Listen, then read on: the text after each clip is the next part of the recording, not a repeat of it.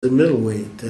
Okay. And fortunately for me, the guy that boxed, he was just a little taller than me.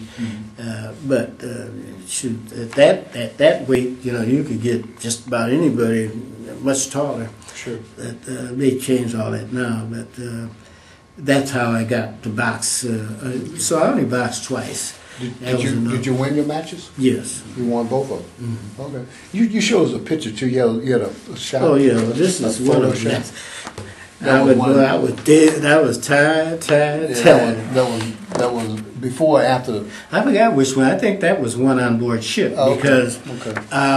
one of the guys had taken, and I wish he'd have gave me more. He took a whole bunch of the pictures, and then he gave me this one. Okay. Let me see it one more time. Does it have a date on it? There's no date. I'm not sure. Okay. Sometimes they have to do. Okay. I should have put a date in there. He gave it to me, and that was when I was still in the service, so I didn't think about it. Okay. You have some other things here. Anything else you want to show us that we might be able to put on camera? Well, not anything with your, with personal data on it. Now this is just something you want to show. Oh no, it's okay. This here is this is that grade I got there. Oh, okay. Okay. This is just your scrapbook. Yeah, this is the Missouri book USS where Missouri it book. shows everybody in there just about. Okay.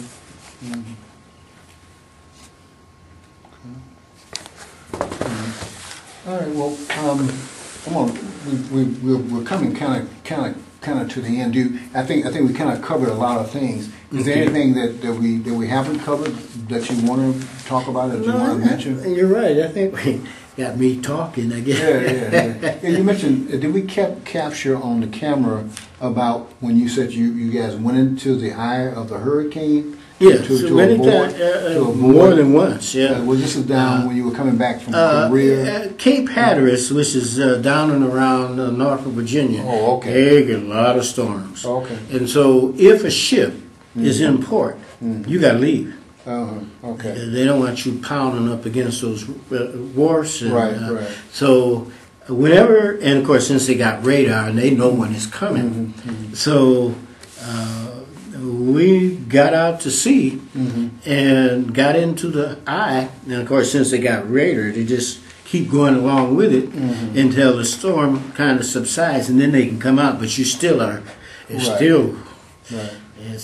But like I said, when you go down below South America, the storms down there are horrible. And it tossed, that's the few times, well actually that's the only time I haven't seen any sailor seasick. Like I said, when we hit down there, the captain, everybody, we had 1 hour on, 1 hour off, because we were So were you scared as a young man, realizing that you and this Mother Nature are fighting? Like I said, I don't know why, but danger somehow or another calms me. I don't know. Well, I don't get excited. I get cold and calculating, trying to save myself. But your survival instincts. Right. You couldn't go out on deck. All the hatches are locked down because you couldn't have all that water. You couldn't take a chance. Sure. That ship is doing every kind of motion you could think of. It's going this way and this way all at once. Right. And and as big as that ship is, it's still tossing you about. And since we were attached to the 7th Fleet, which means we would often have destroyers and even aircraft carriers around. And I used to feel sorry for those people on destroyers, because one moment you saw them, and the next one we're up here and they're way down here in a trough in a wave, and that wave is going all over that ship. I said, oh my God, I'm glad I'm not on the destroyer. That's yes, wow. Okay. Well, let me just sort of wrap it up a little bit. I'm gonna ask you a couple of questions, but you obviously had some wartime experience when you were in Korea in the fire. How did that experience affect your life? Well, like I said, the one part that has been bothersome is that part where I was asked to tell the Marine and naval helicopter pilot to go down and take a closer look at the damage we had done, and which put them in range of rifle fire, which obviously they got hit. And that was kind of it's hard to reconcile. It bothered me that I passed that along, and 2 men were killed. But normally, other than that, I took it for what it was, that war, and people do get killed. But to have, pass that information along kind of bothered me. Sure. And one final question, in the military, were there any life lessons that you learned in the military that you carry forward to Well, the main lesson is self-discipline.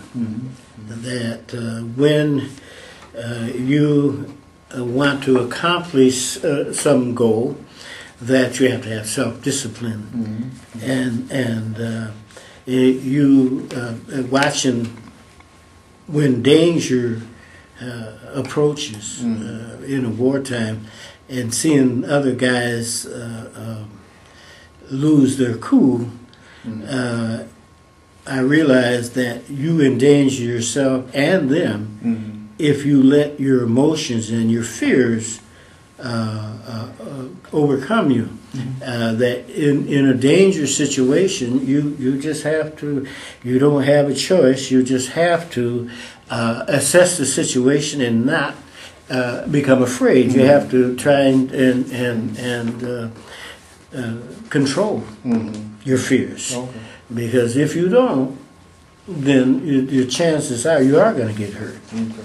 So the main thing is those two things: self-discipline, and that you have to, whatever you can do, you have to force yourself to stay calm when danger arises. Okay. Other than that, you're asking for things to happen that may not happen if you use your head and you become calm and assess the situation before you react. And I taught my wife, ex-wife, and my daughter and granddaughter how to drive. And one of the things I do just to do that as they're driving along, all of a sudden, look out! And then the reason I do that don't turn that wheel.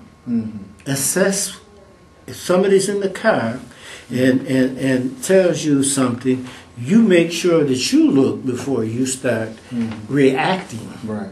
Because if you react without assessing the situation, you're liable to create a worse situation. Sure. That